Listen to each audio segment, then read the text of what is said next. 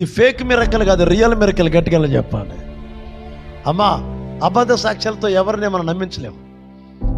ఆయనకేం జరిగిందో ఆయన చెప్తాడు. ఏం జరిగింది నాన్న? డాక్టర్లు చెప్పారు కదా 3 రోజులు అలా చనిపోతాడు, ఈ బాబు బ్రతకడు అన్నారు. హైదరాబాద్ తీసుకెళ్లారు. హైదరాబాద్ తీసుకెళ్ళాం. అసలు ఏంటి సమస్య? నీకు రోగం ఏంటి? కిడ్నీలు పాడైపోయినాయి. కిడ్నీలు 2 కిడ్నీలు పాడైపోయింది. తర్వాత రక్తం విరిగిపోయింది. రక్త కణాలు మొత్తం పాడైపోయింది మొత్తం.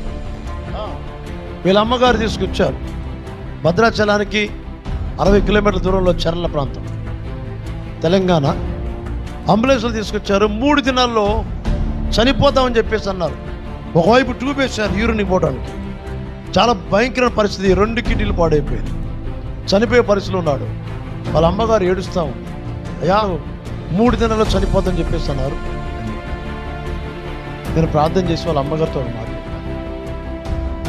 అమ్మా, నువ్వు నమ్ముతావా? నమ్ముతానయ్యా అని ఏడ్చుకుని చెప్తున్నా.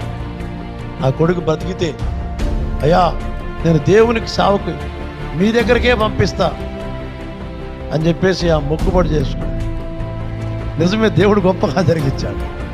ఆ అంబులెన్స్లో లోనకి వెళ్ళాను, ప్రార్థన చేశాను. ఆమెకు ఒక మాట చెప్పాను, అమ్మా 3వ రోజు కల్లా నీ కొడుకు బ్రతుకుతాడని చెప్పాను. వాళ్ళు అంబులెన్స్లో వాళ్ళు ఊరు తీసుకెళ్లారు, చల్ల ప్రాంతం, కుదునూరు.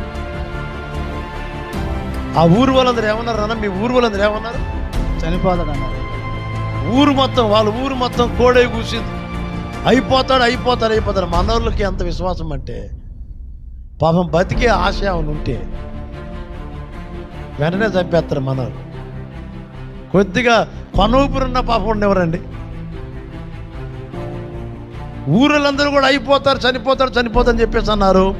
వాళ్ళ అమ్మగారితో చెప్పాను నేను. అప్పటికి బాబు కోమాలో ఉన్నాడు, అంబులెన్స్లో ఉండిపోయాడు. ఇక చాలా సీరియస్ కండిషన్. నేను ఒకటే చెప్పా వాళ్ళ అమ్మగారితోటి, అమ్మ మీ బాబు 3వ రోజున లేస్తాడని చెప్పేశాను. దేవుడు గొప్ప మిరకలు జరిగించాడు. ఇప్పటికి ఎన్ని సంవత్సరాలు బతికి? 6 సంవత్సరాలు. డాక్టర్ గారు ఏం చెప్పారు? చనిపోతాడు. 3 రోజుల్లో చనిపోతామన్నారు. ఇప్పటికి 6 సంవత్సరాలు ఆయుష్ను పొడిగించాడు దేవుడు. గట్టిగా చెప్పాలి కూడదామా? Praise the lord. ఇది రియల్ మిరకల్, ఫేక్ మిరకల్ కాదు. ఏదో ఉచిత గీతం తీసుకొచ్చి సాక్ష్యం చెప్పు బాబు, అందరు చూస్తున్నారు, ఈ దొంగ సాక్ష్యం చెప్పమని చెప్పేసి నేను ఒక దొంగ పాస్టర్ని కాదు, ఒక దొంగ సాక్ష్యం కాదు. కళ్ళ ముందు కనబడుతున్నటువంటి నిజమైన సాక్ష్యం ప్రభు నామని కనపరుచుదాం. గాడ్ బ్లెస్ యు నాన్న.